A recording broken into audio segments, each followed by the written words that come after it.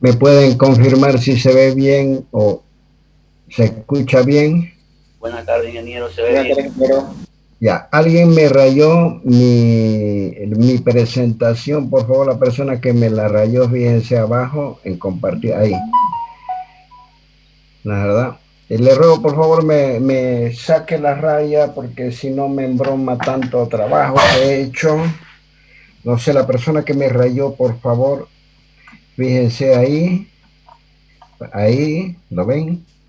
Eso. Por favor, me puede sacar la raya Ingeniero, esa. es que yo lo hice por error, pero el icono está atrapado y no puedo borrarlo. No sé si me salgo o cómo hago. No, Si me salgo, lo que yo pido es que que la borre, por favor, porque si no me frega todo el trabajo que he hecho, ya queda con una imperfección tanto que me ha costado realizar este trabajo. Bueno, no importa. Vamos, si puede me la borra, señorita, por favor, porque si no va a quedar en forma casi permanente la presentación.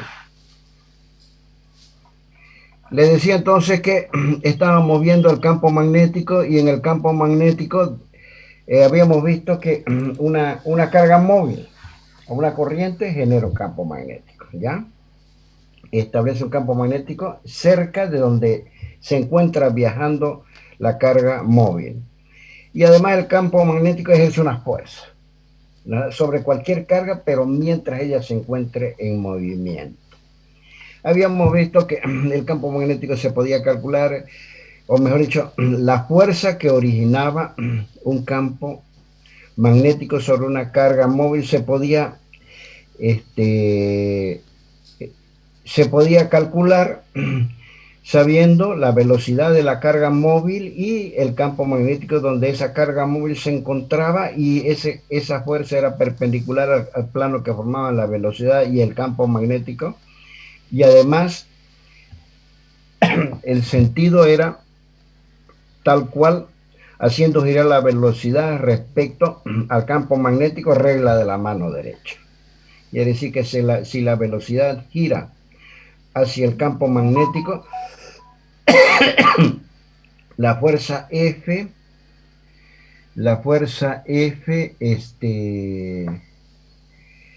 era perpendicular al plano que formaban la velocidad y el campo magnético, y el sentido tal como les muestro acá, regla de la mano derecha.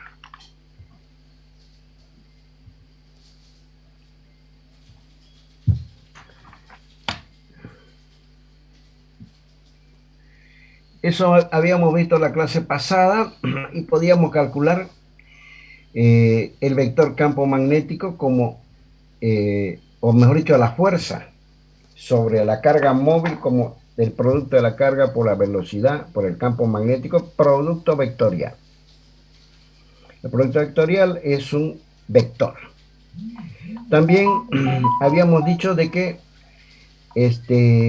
una vez establecida la fuerza, si desarrollamos este producto vectorial, entonces la expresión del módulo de la fuerza era multiplicar el valor de la carga por el módulo de la velocidad, por el módulo del vector campo magnético y por el seno del ángulo θ, donde θ era el ángulo que forma la velocidad con el campo magnético. Vamos a verlo.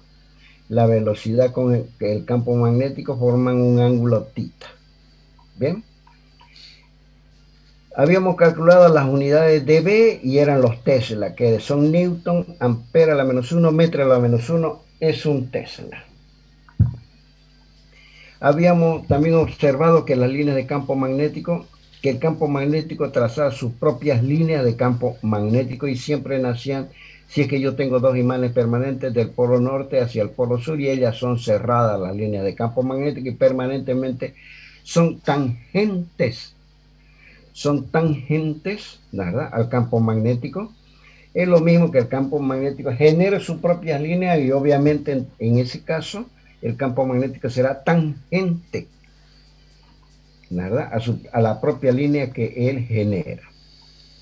Habíamos también hablado del flujo magnético, para lo cual definíamos el flujo magnético como la integral del campo magnético por un pequeño diferencial de área, Si integrábamos a toda la superficie, entonces podíamos hacer la integración hacia toda la superficie y obtener el flujo. El flujo era un escalar.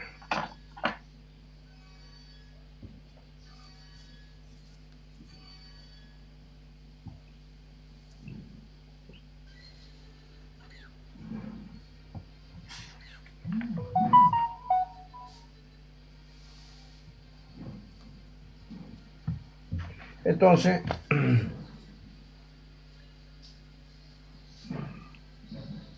el flujo va a ser igual al producto escalar, la integral quiere decir que va a estar extendido a toda la superficie del producto escalar entre el campo magnético y el vector representativo del área diferencial de área, y si desarrollamos este producto escalar era igual a B por A por el coseno del ángulo θ, el diferencial de phi. Integrado me va a dar el flujo. Y habíamos visto que el flujo será máximo si es que el campo magnético entra en forma perpendicular a la superficie. Y será cero si el campo magnético es permanentemente paralelo a la superficie. Y las unidades del flujo magnético eran los Webers. Son Tesla por metro cuadrado el Weber. Tesla por metro cuadrado era el Weber. Por último, habíamos visto la fuerza sobre un conductor. Dado un conductor por el cual circula una corriente, hay cargas en movimiento, entonces sobre el conductor se genera una fuerza de origen magnético. Vuelvo a repetir, yo tengo un conductor como el celeste, en el cual hay un campo magnético entrante al monitor de su computadora, a la pantalla de su celular. La velocidad es la velocidad de la carga es paralela al eje X. El conductor tiene una longitud tal como L y se podía calcular la fuerza que genera el campo magnético sobre todas las cargas en movimiento, lo que es lo mismo sobre el conductor, y era el módulo de esa fuerza era I por L, o sea, el valor de la intensidad eléctrica por la longitud del conductor por el campo magnético.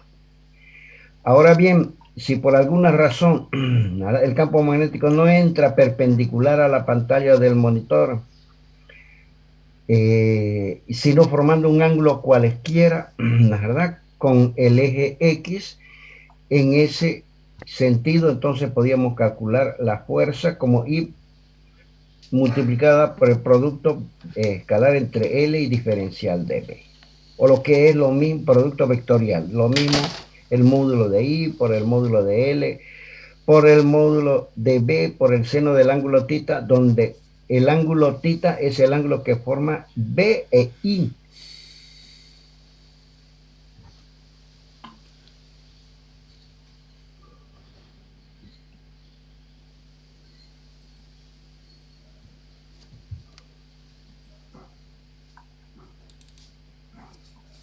Y habíamos visto la fuerza sobre una espira rectangular y la fuerza sobre una espira rectangular. Más que todo habíamos visto el par que se formaba, que es un momento que era igual a, el par era igual, el valor del par era igual a I por A por B por el seno del ángulo θ, donde I es la intensidad eléctrica, A es el área de la espira. En este caso, si la espira es del lado A y B, A por B, esa sería el área de la espira, ¿verdad? Por el campo magnético y por el seno del ángulo θ. Bien, el ángulo θ, obviamente, si observamos la espira, el ángulo θ, ¿verdad?, es el ángulo que en todo caso forma el eje X, o lo que es lo mismo, el eje X, o lo que es lo mismo la fuerza, ¿verdad?, con la mediatriz de la espira. Ese era el ángulo tita.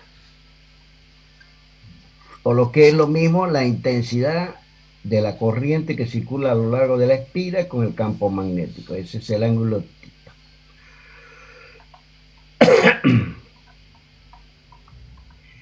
Y por último, aplicando ese concepto, habíamos visto que sobre una espira, si es que la espira ya no es rectangular del lado A por B, sino que más bien es una espira circular de radio R, el par era I por A por B por el seno del ángulo tita. Bien, en este caso el área es pi por R cuadrado. El área de cualquier círculo es el multiplicar pi por el radio al cuadrado. Entonces si reemplazo acá me va a quedar que lambda era pi por I por B por R cuadrado seno del ángulo tita. Ahora vamos a admitir los últimos dos. Joyce, no sé quién será, y Vaqueros, ya lo tengo anotado a Vaqueros.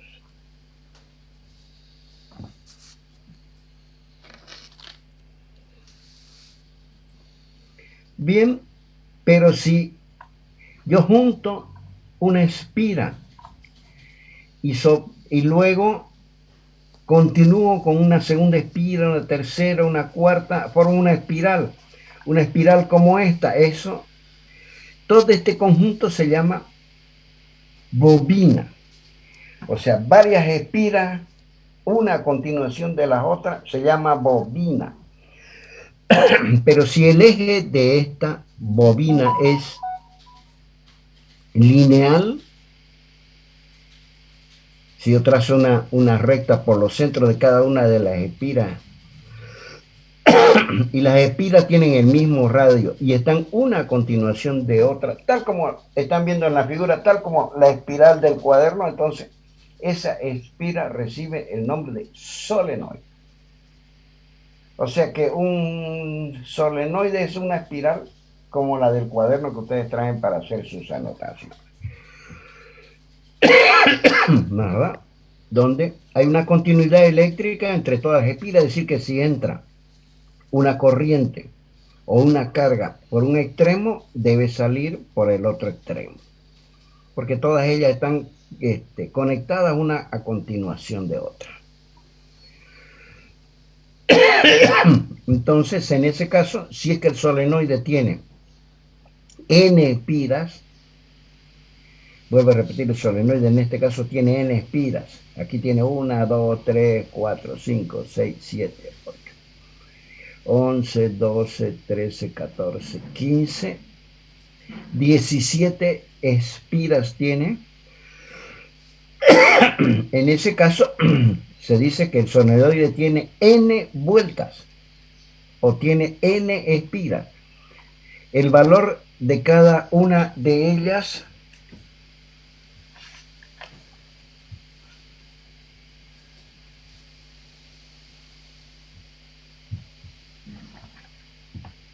el par que genera cada una de ellas se va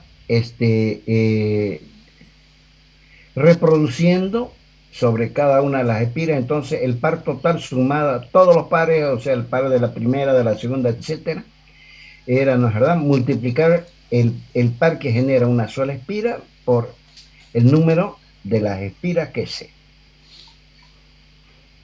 Bien, vamos a ver un par, ya eso fue un repaso de la clase pasada.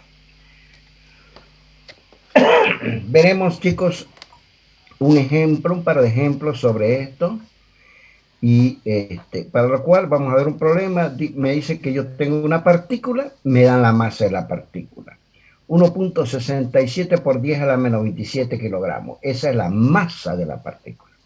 Y además la partícula esa posee una carga Q azul, 1.66 por 10 a la menos 19 colos.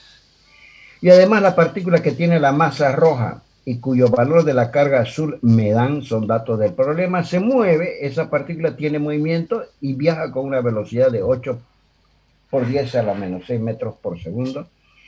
y lo hace a lo largo del eje X.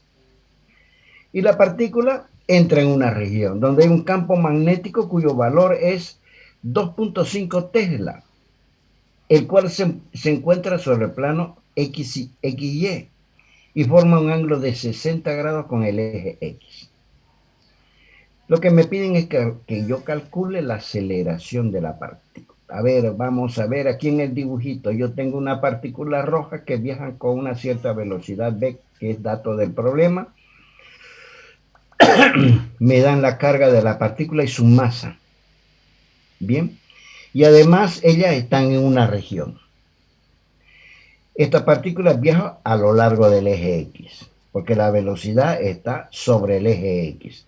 Y además esta partícula roja M está en una región donde hay un campo magnético azul B. Ese campo magnético azul B es de tal forma de que se encuentra en un plano, debería ser en el plano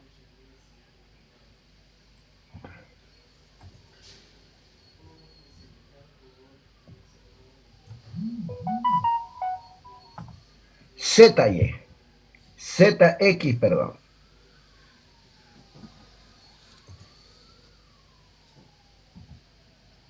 No, ¿verdad? En el plano ZX se encuentra el campo magnético B.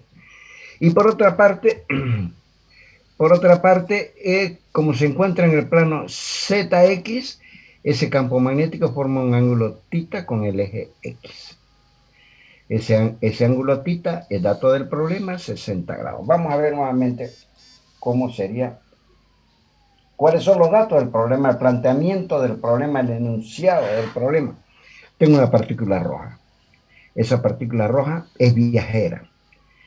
¿Por dónde viaja? Por el eje X. ¿Con qué? Con una velocidad v, cuyo es dato del problema. De la partícula es dato también su masa y su carga. Y además esta partícula viajera sobre el eje X se encuentra con un campo magnético que pertenece al plano ZX. Bien, y ese campo magnético forma con el eje X un ángulo θ. El valor de B me dan, el valor de θ me da. 60 grados es el valor de θ. Muy bien, pongo todos los datos del problema, la masa, la carga, el valor del campo magnético. Me dicen que el ángulo θ es 60 grados y que la velocidad de la partícula es dato del problema. Esos serían todos los datos. Empleo algunas expresiones. La primera expresión que voy a poner es de la carga, o de la fórmula que voy a poner, la fórmula de la fuerza de la partícula. La fuerza de origen magnético es igual a la carga por la velocidad, el módulo estamos hablando, ¿no? Por el módulo del campo magnético por el seno del ángulo θ. Es el valor de la carga por su velocidad, ¿verdad? Por el módulo del vector campo magnético B y por el seno del ángulo θ. Y además pongo la segunda ley de Newton que me dice que la fuerza es igual a la masa por la aceleración de la gravedad. Y resuelvo el problema. Hago el mismo dibujito anterior y yo sé que la fuerza es igual a Q por B por el seno del ángulo θ. Todos son datos del problema. La carga es dato del problema, la velocidad también, el valor del campo magnético es también y el valor de θ es también. Me da que la fuerza de origen magnético 27.52 por 10 a la menos 25 newton. Y además yo planteo que la segunda ley de Newton que me dice que la fuerza es igual a la masa por la aceleración. Muy bien, y despejo la aceleración. Ya yo calculé la fuerza que es 27.52 por 10 a la menos 25 newton y calculo el valor de la aceleración, 16.47 metros sobre segundo. Bien, y con eso está resuelto el problema. Porque ¿qué era lo que me pedían? Me pedían que yo calcule la aceleración de la partícula. Perfecto. Para conocer la aceleración de la partícula, debo conocer la fuerza de origen magnético que el campo magnético genera sobre la partícula roja para que ella adquiera una cierta velocidad v, cuyo dato me han dado. Y entonces, conocida la fuerza que arrastra la partícula, yo puedo aplicar la segunda ley de Newton, ¿no es verdad? Fuerza igual a masa por aceleración, de donde calculo la fuerza de origen magnético porque conozco todos los datos para poder calcularla, y de esa manera, ¿no es verdad?, despejo la aceleración, fuerza sobre masa, la fuerza la calculé, la fuerza de origen magnético que arrastra la partícula y que le va a comunicar la aceleración a, dividido su propia masa, y me da 16.47 metros sobre segundo. Ese sería un problema. Bien, otro problema que podemos quizás plantear es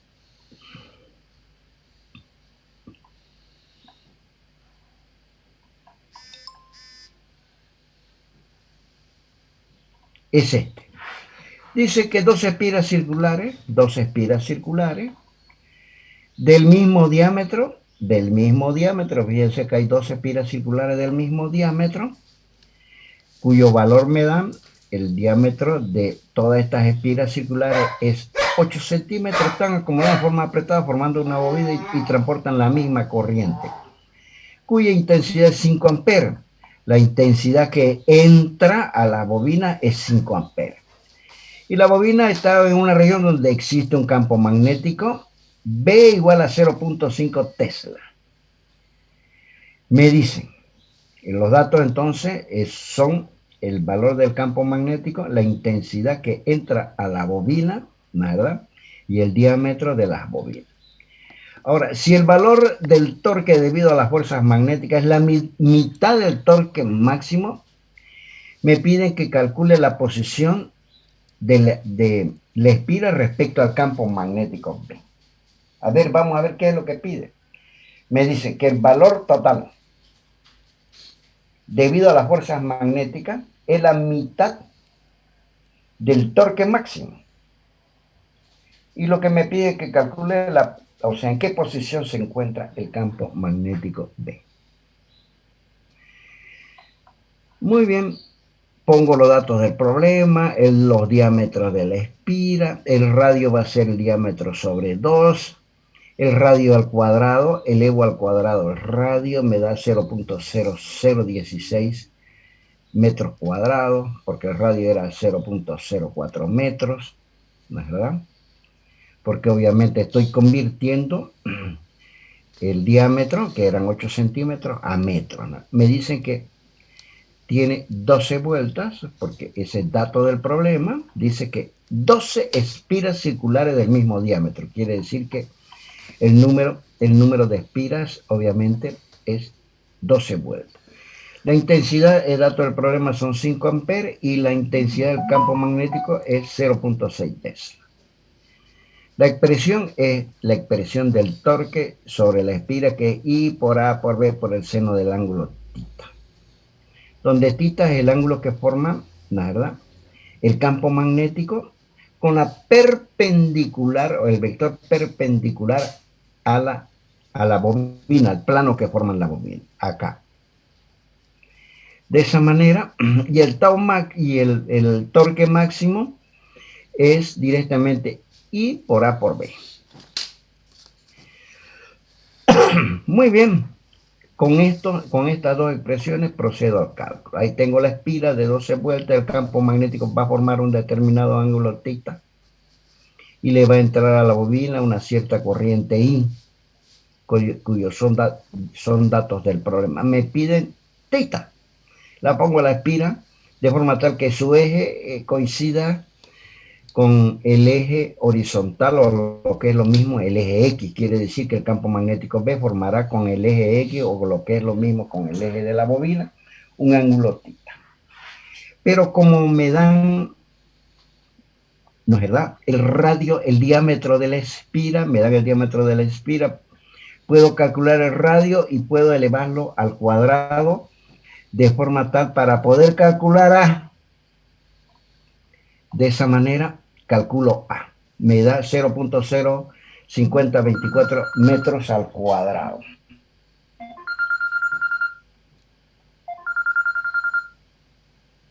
Niña.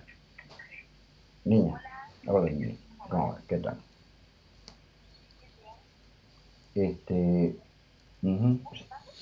Sí, estoy dando clases, niña, pero ¿qué me decía? Ajá, de que termine mi clase. Un ratito solamente, porque después tengo otra clase. De que termine esto, no sé qué hora voy a tener, no, una hora más. Ya, pues yo te hablo cuando termine, niña. ¿Ya? Ok, ya, nos vemos ya, chao. Entonces, planteo esta ecuación y la ecuación del torque máximo. Observe que esta expresión que lambda, que es el valor del torque I por A por B por el seno del ángulo θ, será máxima cuando el seno del ángulo θ tome el valor 1. El seno el seno de θ, para que él tome el valor 1, θ tiene que ser 90 grados. Entonces, ese será el torque máximo. Entonces, puedo calcular el torque máximo. Conozco I, conozco el área que recientemente calculado, conozco el valor del campo magnético. Me va a dar 0.015 newton por metro. Fíjense, newton es unidad de fuerza, metro incide para el torque. Una vez calculado el torque máximo, me dicen que el torque es la mitad del torque máximo. Entonces, el torque máximo lo divido entre 2. Ese es el torque. 0.075 newton por metro. Con este valor voy a plantear la expresión del torque, que es I por A por B por el seno del ángulo θ. Entonces, planteo esta ecuación. ¿Verdad? De esa manera, observen ustedes que es el torque máximo, I por A por B es el torque máximo. I por A por B es el torque máximo. ¿Verdad? Y el torque máximo es I por A por B. Por el seno del ángulo θ que me queda acá. De ahí despejo el ángulo θ. Pero como conozco el torque máximo, me va a dar el torque dividido el torque máximo. Una vez conocido el valor del seno del ángulo θ, lo meto a mi máquina calculadora. Shift seno de θ y me da que θ es 30 grados. En otras palabras, la verdad que el ángulo que forma con su eje el campo magnético es 90 grados. O lo mismo, por favor, la persona que ha entrado recientemente y tiene su poderoso micrófono activado, les ruego por favor lo apague. Bien, con eso hemos dado dos ejemplitos sobre lo que habíamos, la verdad, complementado la clase pasada. Vamos a ver ahora quién produce el campo magnético.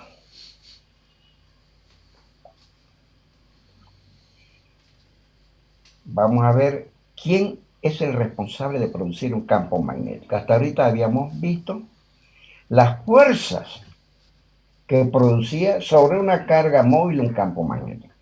Suponíamos que el campo magnético estaba creado y que además, ¿no es verdad? Ese campo magnético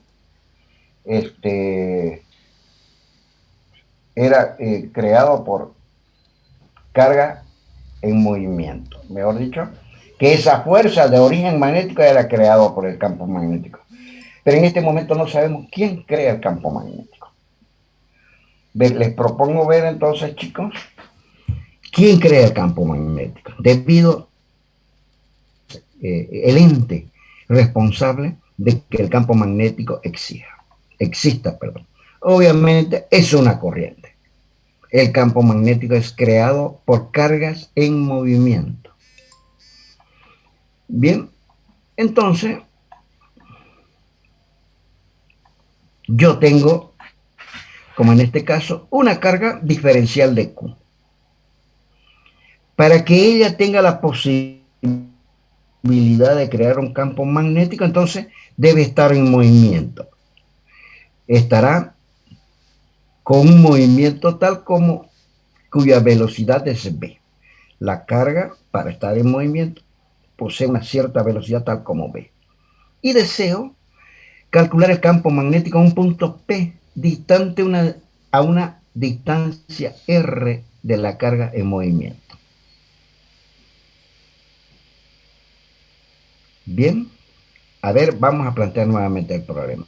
¿Qué es lo que yo poseo? Una carga, como la azul, cuyo valor es diferencial de Q. Para que ella tenga la posibilidad de crear un campo magnético, debe viajar con una cierta velocidad v. ¿Qué es lo que deseo? Conocer el campo magnético que esta carga diferencial de Q, esta carga azul diferencial de Q, me crea a una distancia R cualquiera de ellas, o lo que es lo mismo en un punto P.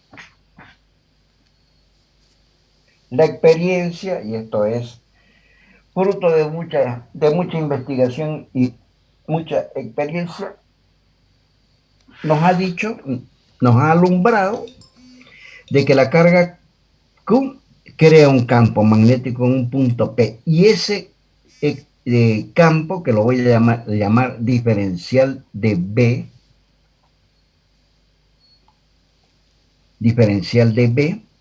es tal que es perpendicular al plano que forma la velocidad y la recta que une diferencial de Q.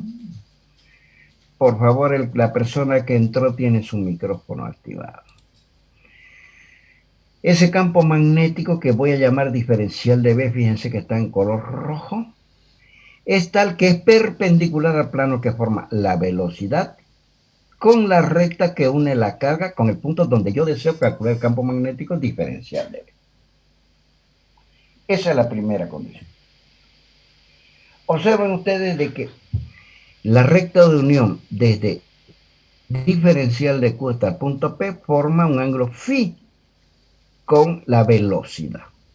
Y el campo magnético será perpendicular al plano que forma R, que es la recta que une diferencial de Q con P, y la velocidad. Forman un plano, dos rectas, y el campo magnético será perpendicular a ese plano. Muy bien. Entonces, el campo magnético diferencial de P debe depender de algo. Obviamente depende del valor del diferencial de Q de la carga. Va a depender de la velocidad con la que la carga viaja.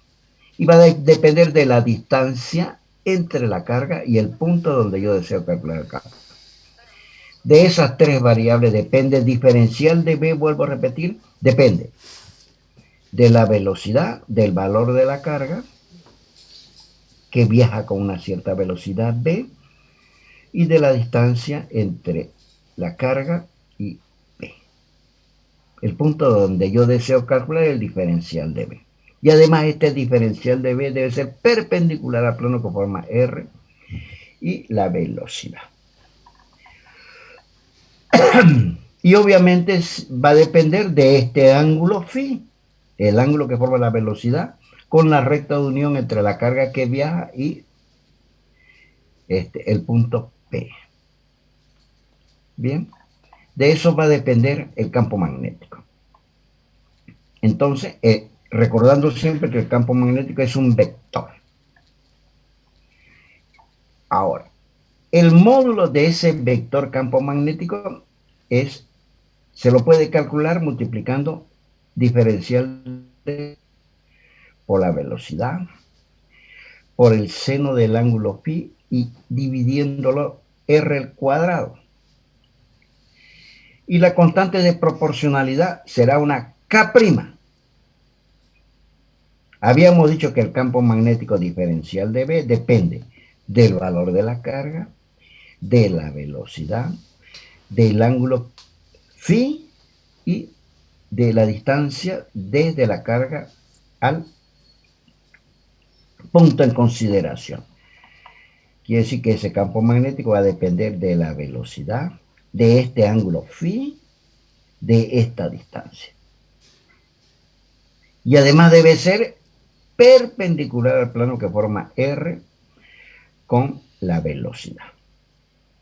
Muy bien, se puede calcular mediante esta expresión, o lo que es lo mismo, si yo aplico la definición de producto escalar, va a ser igual, ¿verdad? A K', que es esta, por diferencial de Q, que es un escalar, porque la carga es un escalar, por el producto escalar entre B y R, donde R es un vector unitario, que es R dividido su propio módulo. Bien, R tendrá la dirección y sentido de la recta de unión entre diferencial de Q y P. Bien, el vector R.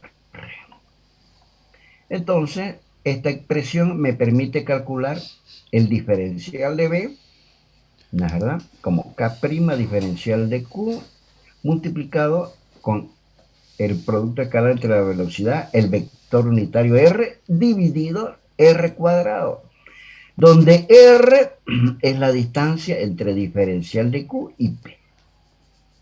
Dicho esto, entonces, tengo una expresión que me permite calcular el campo magnético que produce una carga diferencial de Q que viaja con una cierta velocidad V, y la carga está situada en un punto tal cuya distancia desde diferencial de Q hasta el punto es R.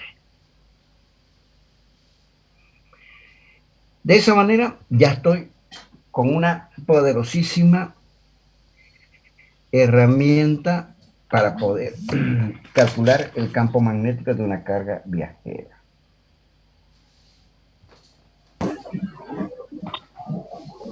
Muy bien, Castillo, por favor apague su micrófono. Gracias.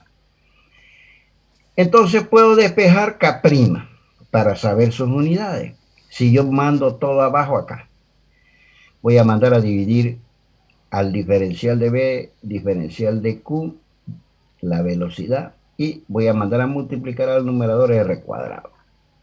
Aquí despejé, ¿verdad? Del diferencial de P, despejé K'. Este R cuadrado se va al numerador. Este diferencial de QB seno del ángulo θ quedan en el denominador. Pero las unidades del campo magnético son los Tesla. Las unidades de longitud al cuadrado son metros cuadrados. Las unidades del diferencial de Q son los Coulomb. Las unidades de la velocidad son metros divididos segundos. Seno del ángulo pi no tiene unidades. Me quedó que las unidades de K' es Tesla metro cuadrado, Coulomb metro sobre segundo. Entonces, pero un Coulomb dividido segundo es un ampere. ¿De acuerdo? Y este metro se va con el metro cuadrado. Me queda en el numerador, fíjense, se simplifica, me queda metro cuadrado.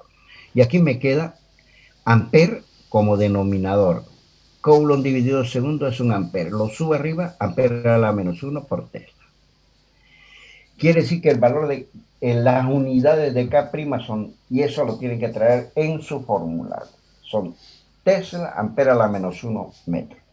Y ustedes saben que toda constante de proporcionalidad depende del sistema de unidades elegido. Pero nosotros hemos elegido el sistema de unidades internacional. Bien, el sistema SI. Siempre hemos trabajado con eso y para ese toma el valor de 10 a la menos 7. Entonces, el valor de K' es 10 a la menos 7. Las unidades de K' son Tesla, ampere a la menos 1 metro. Esto lo tienen que traer en su formulario, que K' es 10 a la menos 7, 10 a la menos 7,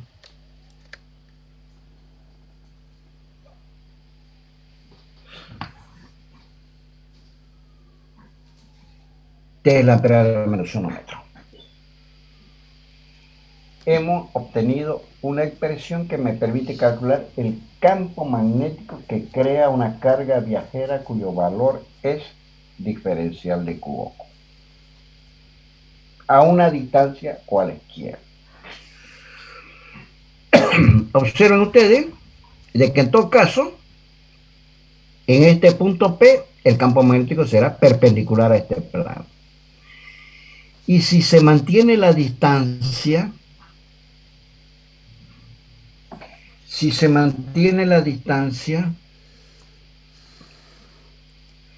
la verdad, respecto a la recta que tiene la velocidad,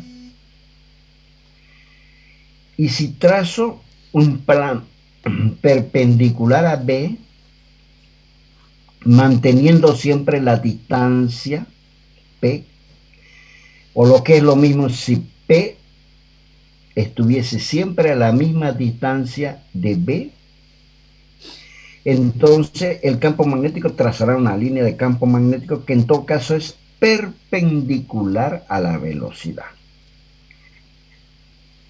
Y el campo magnético siempre será tangente a su línea de campo magnético. Quiere decir que las líneas de campo magnético que traza diferencial de B, en este caso es una circunferencia, una curva cerrada.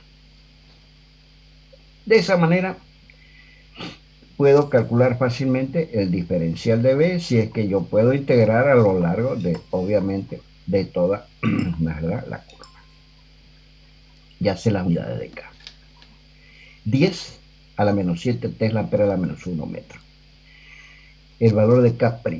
Pero muchos autores ponen que K' es igual a mu0 sobre 4pi porque muchos de los problemas son problemas simétricos. Entonces, donde entra pi, entonces le dan a K' mu0 sobre 4pi, entonces de aquí puedo calcular el valor de mu0 mandando 4pi a multiplicar a K'. Será, como K' es 10 a la menos 7 Tesla ampere a la menos 1 metro, si mando acá a multiplicar a K', será el valor de K' por 4pi. El valor de mu0. Ya tienen una forma de cómo. Mu0 es 4pi por 10 a la menos 7. Tesla ampere a la menos 1 metro. Ese valor también tienen que traerlo, obviamente, en su formulario. Bien, veremos entonces el campo magnético de un elemento con corriente. Aquí era solamente una carga la que generaba el campo magnético. Ahora, si yo tengo un conductor, ¿no es verdad? Yo tengo un conductor, entonces habrán varias cargas y la suma de cada uno de los diferenciales de B, si son muchas las cargas, será la suma de cada una de las cargas. Vamos a llamar diferencial de Q la suma de todas las diferenciales de Q pequeñas, ¿verdad? De todas las diferenciales de Q pequeñas. Voy a llamar diferencial de Q a la montonera de carga. Bien. De todas las cargas, un elemento de longitud de L del conductor. Y va a circular, o sea, una corriente, porque cada una de las cargas posee una cierta velocidad V. La expresión vectorial, en todo caso, del campo magnético será diferencial de B igual a mu0 sobre 4pi I por diferencial de L por R sombrerito, que es un vector, dividido R cuadrado. Pero para que encontrar el valor total debo integrar esto. La integral del diferencial de B es B. Mu0 sobre 4pi puede salir fuera de la integral porque son constantes. Y me queda por último que B es mu0 sobre 4pi por la integral de I diferencial de R en producto vectorial con R sombrerito dividido en el cuadrado. Esta se llama ley de Biot. En realidad es una ley que solamente me sirve para poder posteriormente deducir otras expresiones. Pero obviamente la ley de Biot es impráctica, ¿no? no sirve para los efectos de cálculo, simplemente me sirve para los efectos deductivos de otros conceptos, que enseguida vamos a echar mano de ellos. O sea que el módulo de esto, ¿no es verdad? Que es el módulo de esta de acá, el módulo, porque aquí yo tengo un producto vectorial diferencial de B. Es un vector.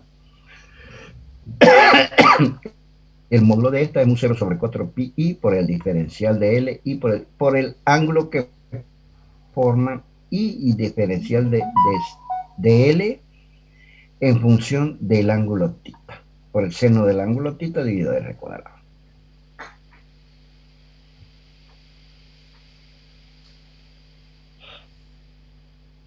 Bien.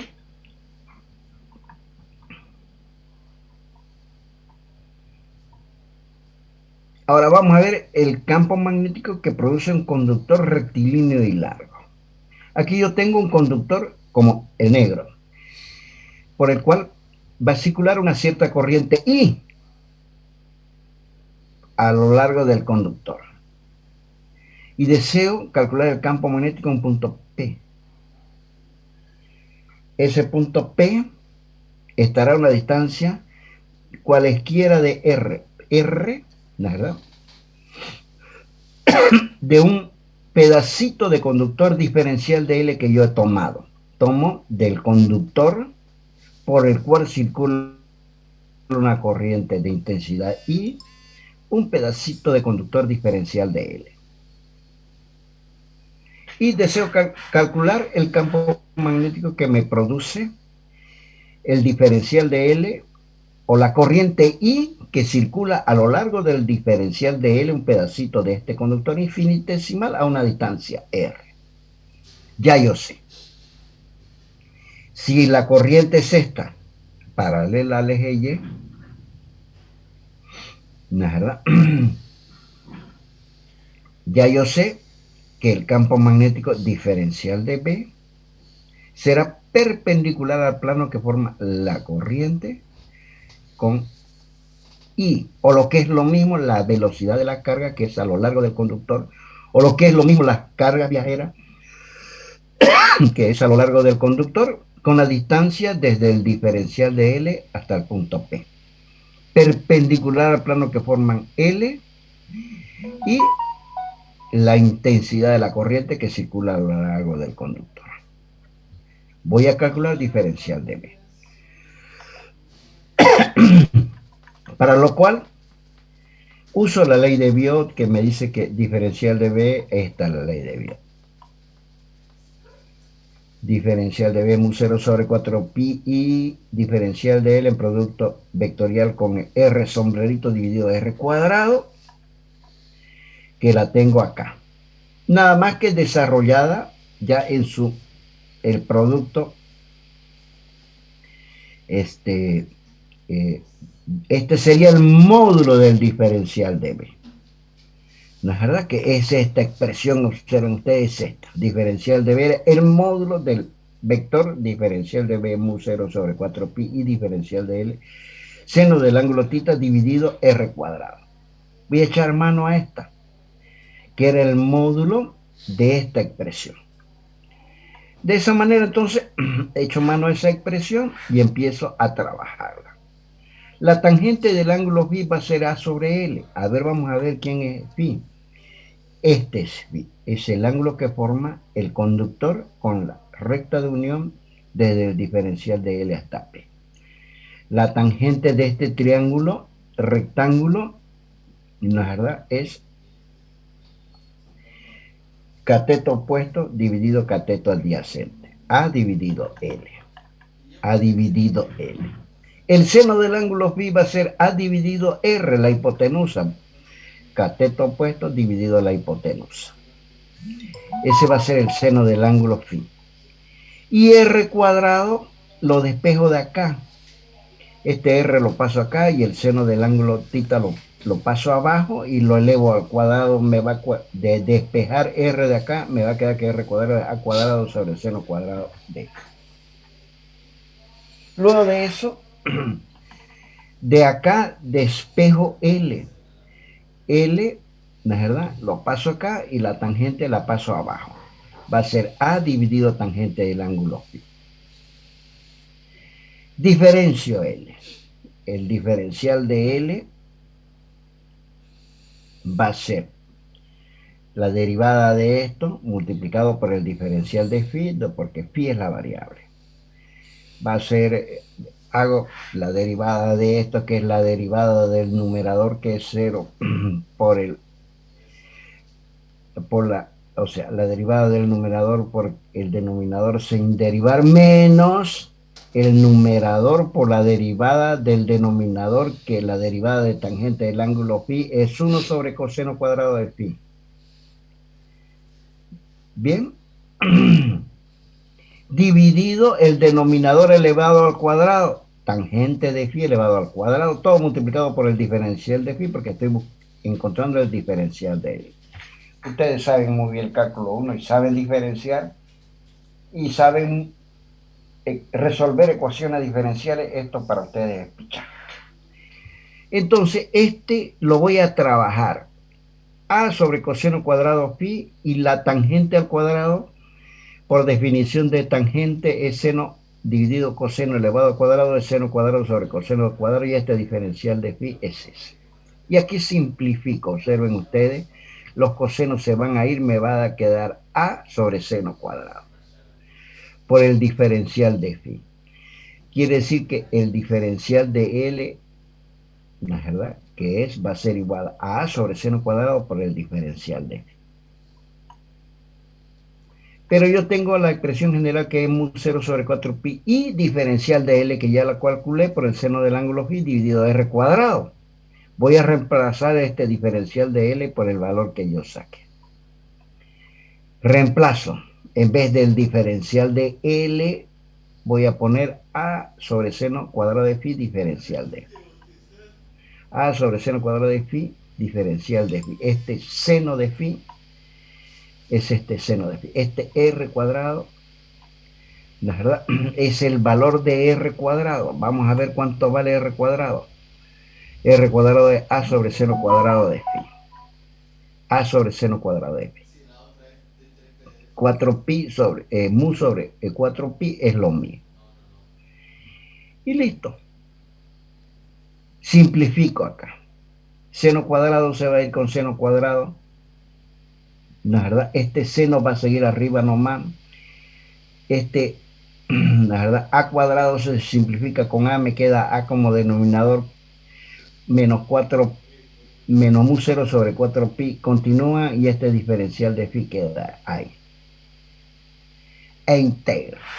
La integral del diferencial de phi, de diferencial de b, es b.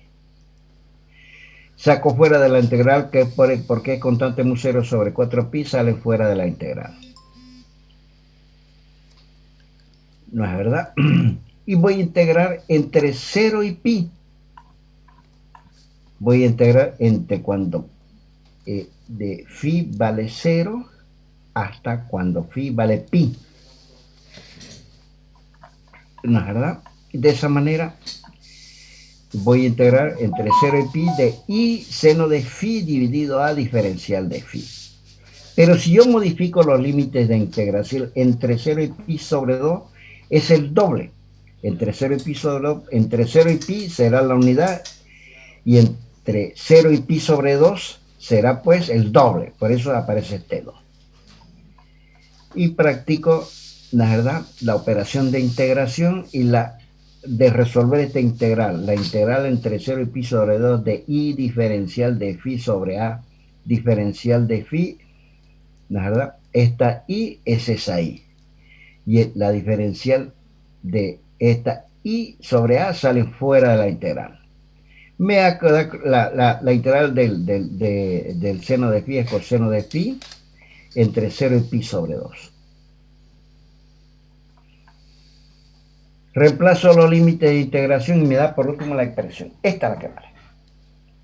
Que el campo magnético tiene un valor que es igual a mu 0 sobre 2pi por la integral entre i y a.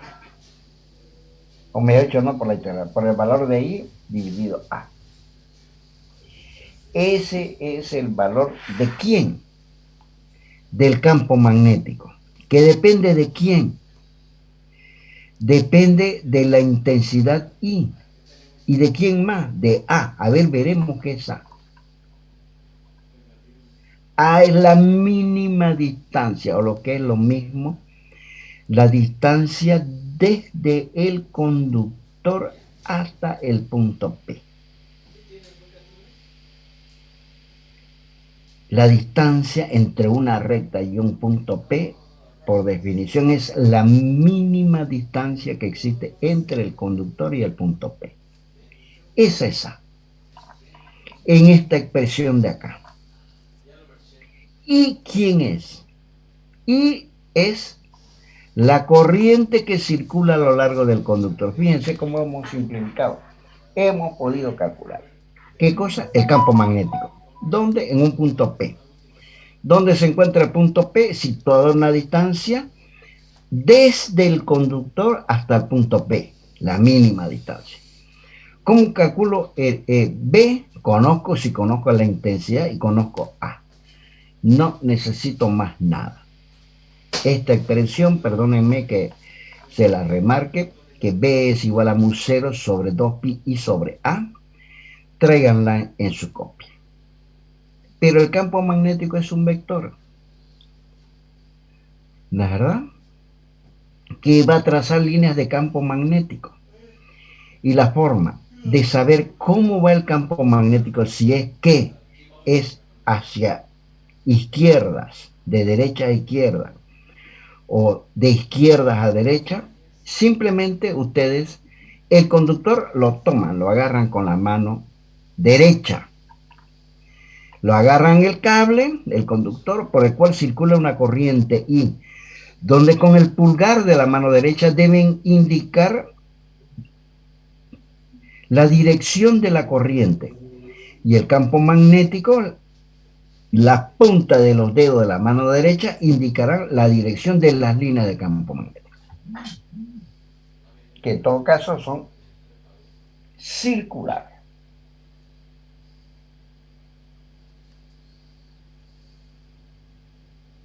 ¿De acuerdo? En todo caso, las líneas de campo magnético son circulares. Vuelvo a repetir, esto es importantísimo. Y deben ustedes, fíjense, ¿cómo será en este caso el campo magnético? ¿Será en sentido antihorario o será en sentido horario si es que la corriente por un conductor café viaja de arriba hacia abajo? Toman, agarren ese conductor café ahorita con la mano derecha. Bien. Y con su pulgar de la mano derecha, ustedes hagan coincidir con la dirección de la corriente. Los dedos de la mano derecha indicarán las líneas de campo magnético, la dirección del campo magnético. Eso es importantísimo. Entonces, van a emplear, vuelvo a repetir nuevamente. En este caso, la corriente va de abajo hacia arriba a lo largo del conductor gris. Entonces, el pulgar de la mano derecha debe indicar la dirección de la corriente. Y el campo magnético trazará una línea indicada por los dedos de la mano derecha si es que yo tomo el conductor. Quiere decir de que el campo magnético en este caso va a tener este sentido. Y siempre será perpendicular, ¿no es verdad?, al conductor, como en este caso. Estas líneas de campo magnético son siempre perpendiculares al conductor, cuyo color es marrón claro.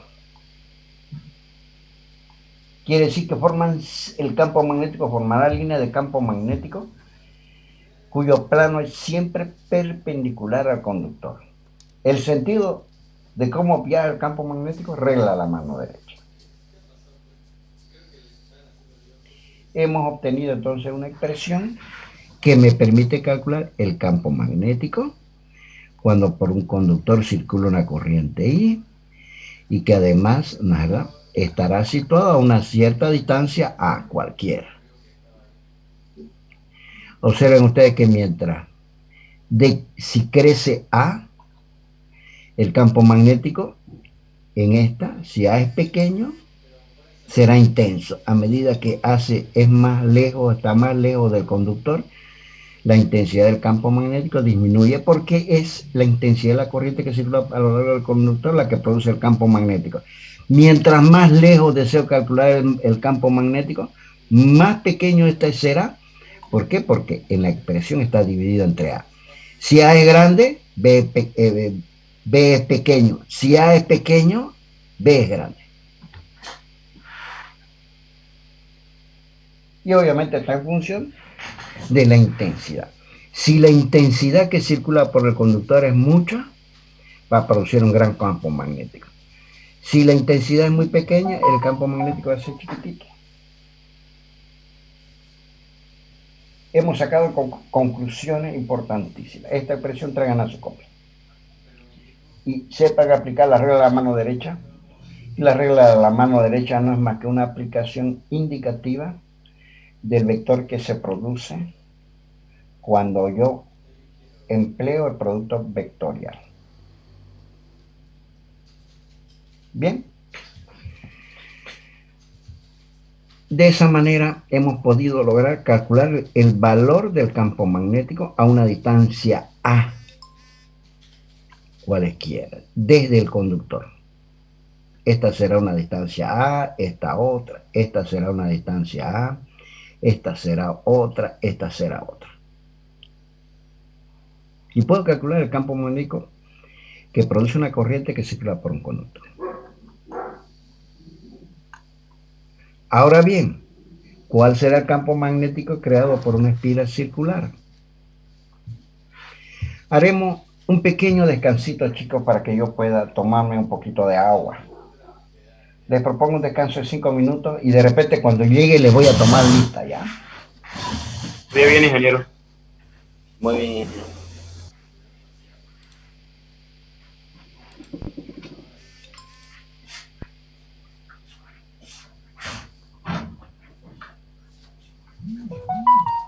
A ver, chicos, me están escuchando, ¿no es verdad?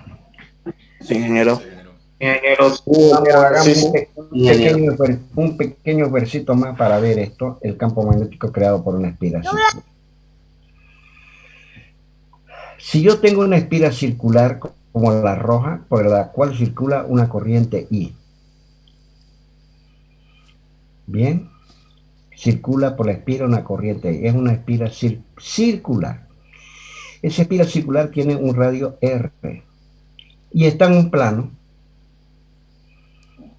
como el gris o el celestito. Y deseo calcular el campo magnético en un punto P que va a crear la circulación de la corriente a lo largo de la espiral circular. Bien. En un punto P distante a una distancia D. Desde el centro de la espiral por una perpendicular al plano formado de la espiral hasta el punto P, tal como D. Tomo un pedacito de espiral diferencial de L. Y como este es el plano de la espiral, observen ustedes, ¿verdad?, que la velocidad formará 90 grados con el radio de la espiral. Bien, porque la velocidad con la cual circulan las cargas debido a que por la espiral circula una determinada intensidad I, formará 90 grados con el radio de la espiral y va a ser tangente a la línea que traza el campo magnético B. Consideramos esta espiral circular y estaríamos interesados en calcular el campo magnético que forma la circulación de la corriente por la espiral a una distancia D. Tomo un diferencial de E, ¿verdad? Observen ustedes que la circulación de la corriente es antihoraria, contraria a la aguja del reloj. R será el radio de la espiral. D es la distancia desde el centro de la espira hasta el punto P. D, tal como está mostrado acá. Y, ¿no es verdad? Y vamos a suponer de que el punto P está ubicado sobre el eje X. Este será el eje X. Vamos a tomar este como eje X.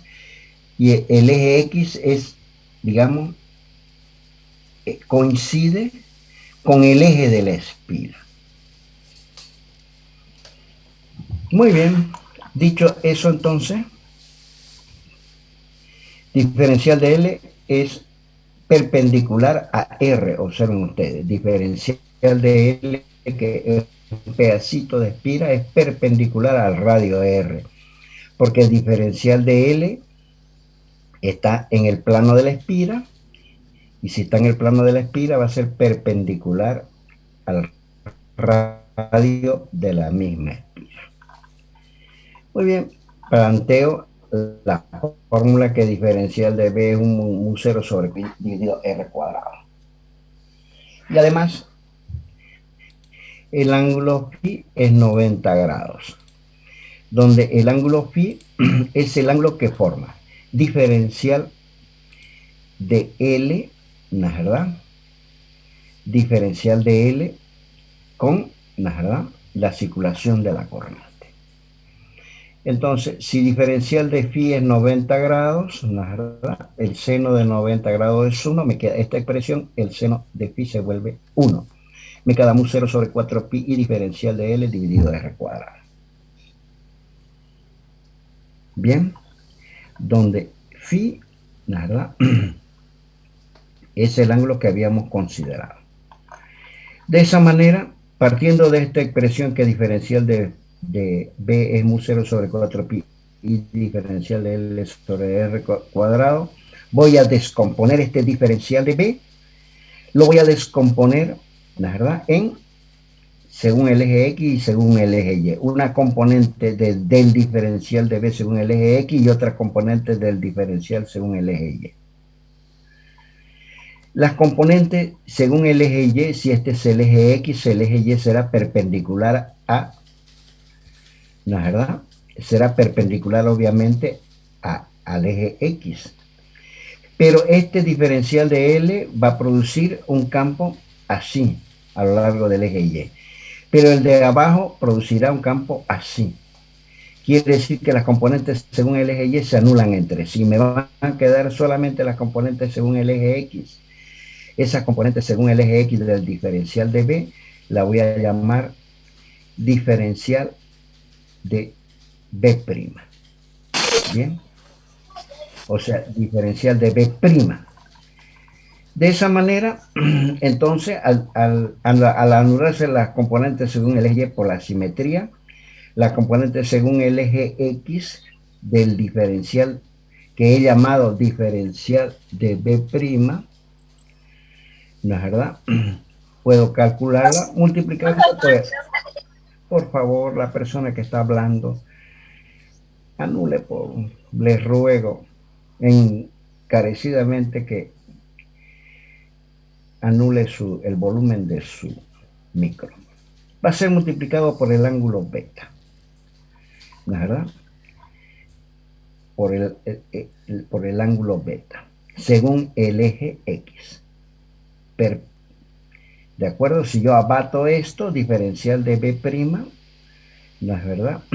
Si este es el ángulo beta, este es el ángulo beta, que es lo mismo que este, va a ser igual a la componente sobre el eje X, diferencial de B', va a ser igual a diferencial de B por su seno del ángulo beta, opuesto sobre la hipotenusa. Dicho eso, entonces, multipliqué por el seno del ángulo beta.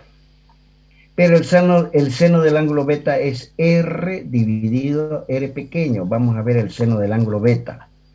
El seno de este ángulo es opuesto dividido hipotenusa. Es R mayúscula dividido la hipotenusa, cuyo valor es R. Bien, eso lo he expresado acá. Entonces, diferencial de B', si yo reemplazo, es mu 0 sobre 4pi, que es este, y que es este, ¿no es verdad? Multiplicado por el diferencial de L verde, que es este, pero seno de beta es R dividido R, entonces este R es este R, y R multiplicado por R cuadrado es R al cubo. Ya tengo la componente según el eje X, que es la única que vale.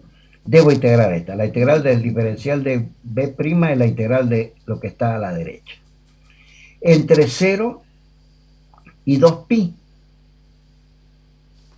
¿De acuerdo? Entonces, saco fuera de la integral lo que no me interesa. Mu 0 sobre 4pi. R también es constante. Mu 0 sobre 4pi sale fuera de la integral. Y circula la misma corriente. R sale fuera de la integral. Y R al cubo también sale fuera de la integral. Voy a integrar, ¿la verdad? Entre 0 y 2pi, ¿la verdad? A R por el diferencial de L. 2pi veces R. Y de esa manera, ¿la verdad? Y después de la integral del diferencial de L entre 0 y 2pi es directamente, nada, entre 0 y pi es 2pi por R. ¿De acuerdo? 2pi por R. ¿No es verdad?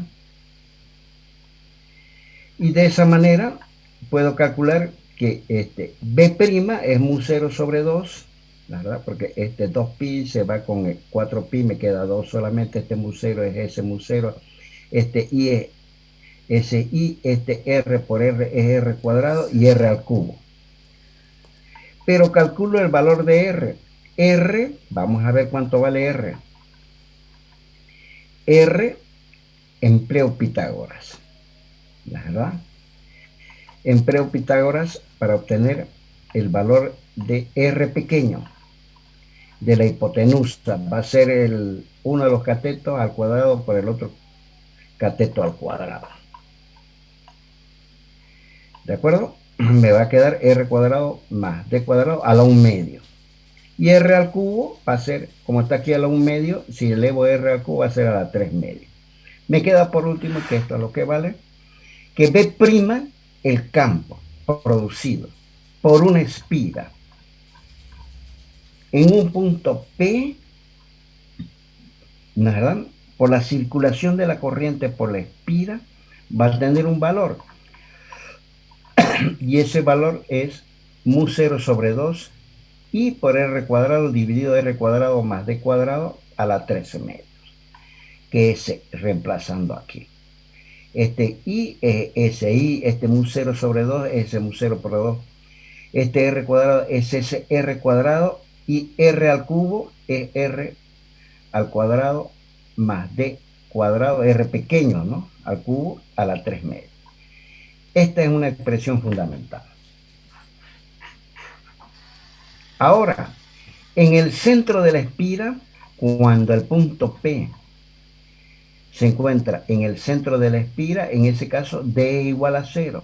Si P lo voy acercando al centro de la espira, D se va achicando cada vez más y se convierte en 0. Entonces, puedo reemplazar acá. Anulo D cuadrado, ¿no es verdad? Y me va a quedar en el centro de la espira mu 0 sobre 2, mu 0 sobre 2, D cuadrado se anula, R cuadrado, con 2 se va el cuadrado del R cuadrado, ¿no es verdad? Observen acá. Y, ¿no es verdad? Como el R me quedaría al cubo acá, al cubo, el R cuadrado con R al cubo, me va a quedar 1 sobre R. Este es el valor cuando el campo magnético es creado por una sola espira, cuando el punto P se encuentra en el centro de la espira. Estas dos expresiones son fundamentales. Les aconsejo también que las traigan en su formulario. Vuelvo a aclarar. Cuando yo deseo calcular el campo magnético en el centro de una espira, si por ella circula una corriente I, esta es la expresión. Mu0 I sobre 2 veces R, donde R es el radio de la espira. E I es la intensidad de la corriente que circula por el largo de la espira. Ahora, si quiero calcular a una distancia D, desde acá hasta acá, entonces la expresión es esta. Mu0 sobre 2 IR cuadrado, donde R es el radio de la espira, R cuadrado más D cuadrado elevado a la 3 medias. Esas dos expresiones son expresiones fundamentales, chicos, que deben traerla en su formulario cuando den su segundo examen. Ahora bien, si en vez de ser una espira son 5, 10, 20, 30, 50, N espiras circulares, esa N espira va a ser la suma de la primera más la segunda más la tercera más la N espira. El valor ¿la verdad? Será multiplicado por N, si es que es este caso. Si hay muchas espiras apretadas, por las cuales circula una corriente I, y el número de espiras es N, bastará multiplicar la expresión de una sola espira por el número de espiras. Este será el caso cuando circula una sola, la corriente por todas las espiras, por todas las N espiras.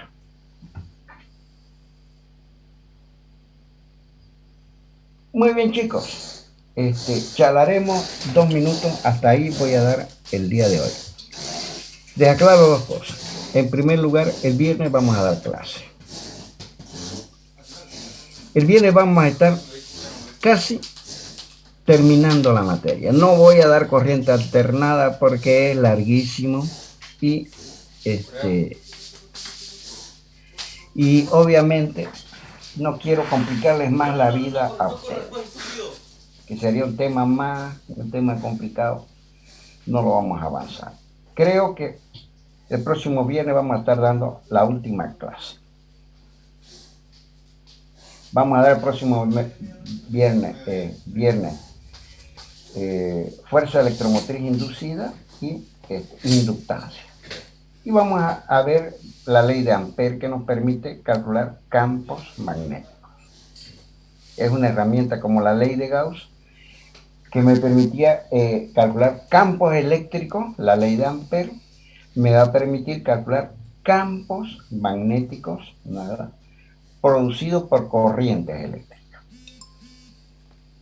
Bien, eso era lo primero que les quería decir. Quiere decir que el próximo viernes estaríamos casi a punto de concluir con el desarrollo de la materia. Fíjense, estamos a mediados de julio.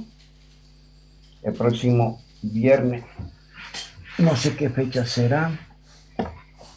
El próximo viernes es 16. A mediados de julio estamos terminando con esta materia y de ahí nos vamos a dedicar a dar examen. El próximo lunes, el lunes viene a ser el lunes 19 de julio. Daremos el primer examen.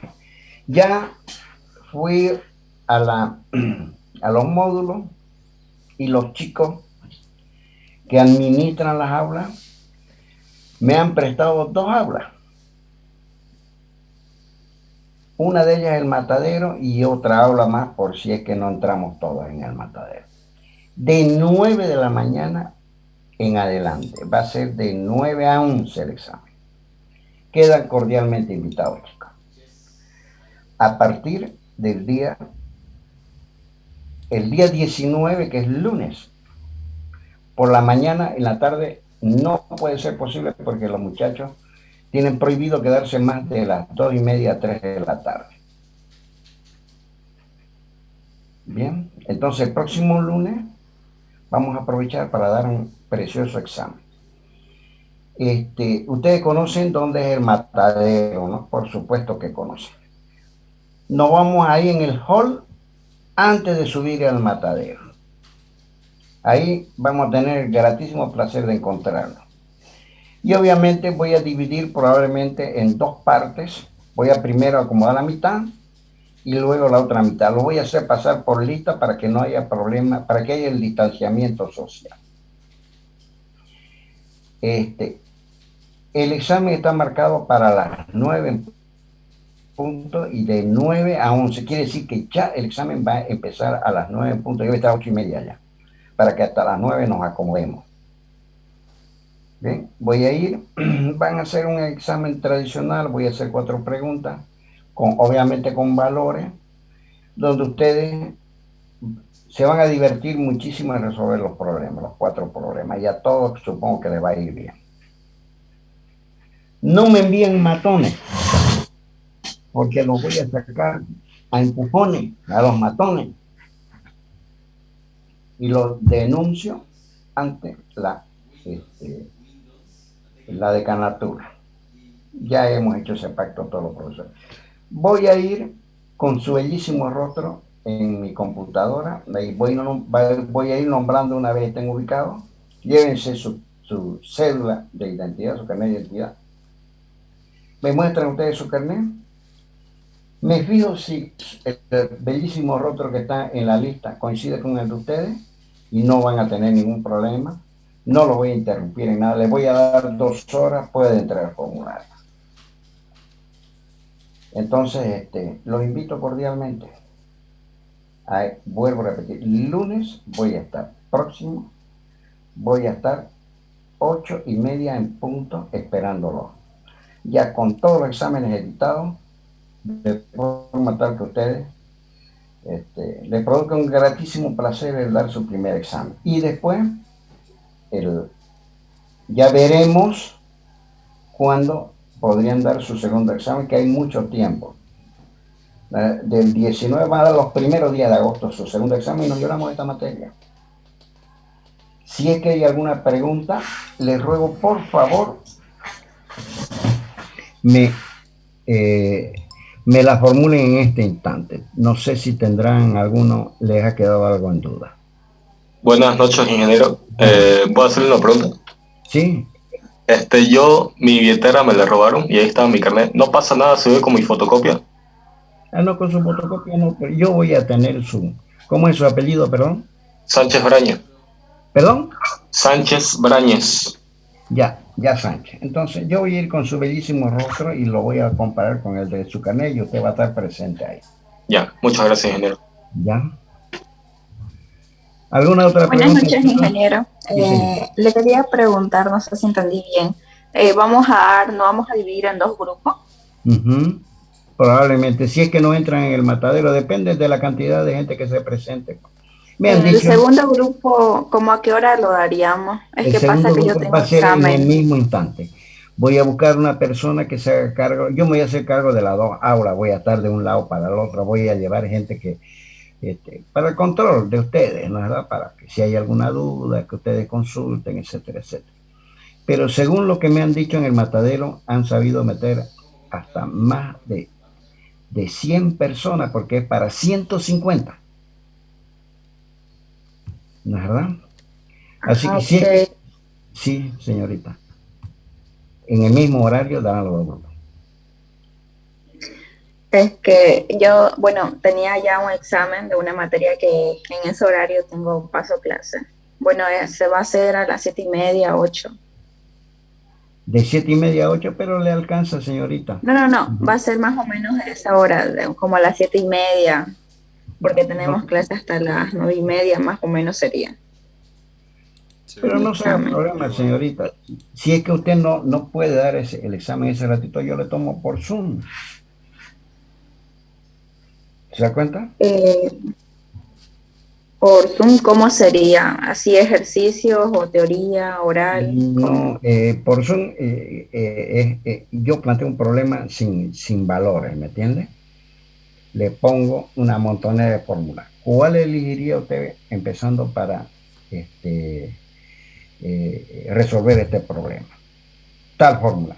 ¿Qué es esto? ¿Qué es lo otro? ¿Qué es esto? ¿Qué es lo otro? Le interrogo sobre la fórmula porque si usted no sabe los términos de la expresión que va a utilizar, no puede alimentarla. Luego de eso, y es como yo he tomado al resto de los muchachos, luego de eso, ¿qué es lo que hago? Lo interrogo sobre el problema. ¿Cómo resuelve el problema?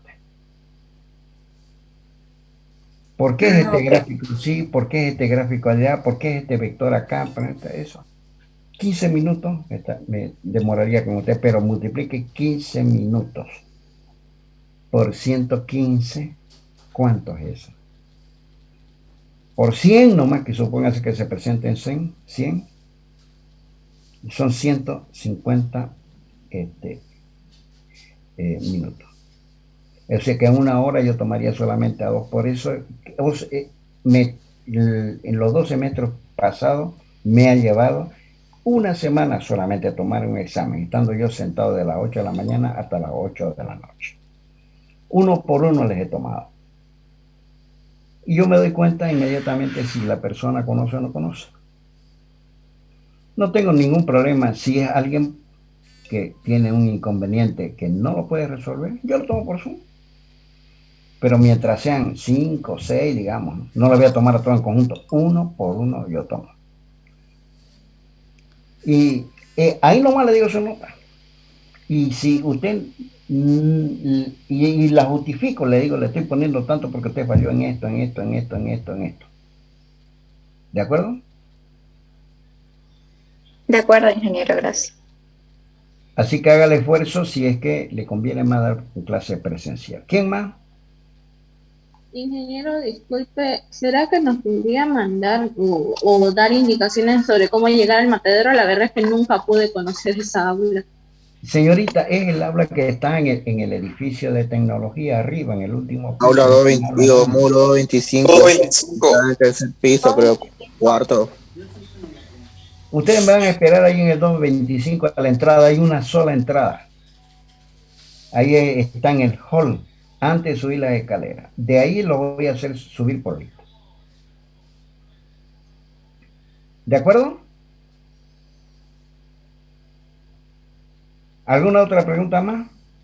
El documento restante, ingeniero, también nos lo va a pasar, ¿no? Para poder hacer el formulario para el segundo parcial. Los documentos restantes, señorita, son para el segundo examen y obviamente se los voy a pasar, pero ahorita no se los paso porque se van a confundir. Yo prefiero que ustedes se concentren en la primera información que les he pasado. Ingeniero, ¿y el examen por Zoom qué día sería? ¿Capacitores, ingeniero? ¿Perdón? Hasta capacitores, ingeniero. Hasta capacitores inclusive. Hasta capacitores, ingeniero. Inclusive. Ingeniero, ¿el examen por Zoom qué día tomaría? No lo sé, pues, porque no sé la cantidad. Yo se imagina, estoy tomando exámenes seguido. Yo doy materia para electromecánica, 3 materias que son de quinto, sexto y décimo semestre. ¿No es verdad? Entonces, pero vamos a encontrar un lugar. Si son 4 o 5, media mañana me lleva, pues. O sea, no representa para mí, digamos, algo contundente como es tomarle a 115 por Zoom. ¿Me van a entender? Yo le paso un mensaje, pues. Yo voy a saber. De todas maneras, tiene que ir a manifestar. No es que después de cuando usted aparezca me pasen un mensaje y me pidan que yo voy a tomar. Para eso tenemos un grupo, chicos. Solamente al que aparezca ahí justifique que no puede dar el examen. Que tampoco voy a permitir, me justifique claramente y con prueba que no puede dar ese examen. Porque si no van a querer que todo le tome por Zoom, pues. Y le digo por Zoom, ya he visto por lo que yo he experimentado, es mucho más contundente que por un examen presencial del cual ustedes están perfectamente acostumbrados. Porque llevan ahí en Zoom no hay formulario, nada. Porque yo lo estoy mirando, yo paso mi imagen, ustedes están con su imagen. Y ustedes tienen que mirar a la cámara y yo les paso todas las expresiones. Toditas las expresiones les paso. Y ustedes verán cómo eligen y justifican cuál de ellas van a emplear. ¿Alguna otra pregunta, chicos? Ya para ir cerrando la reunión.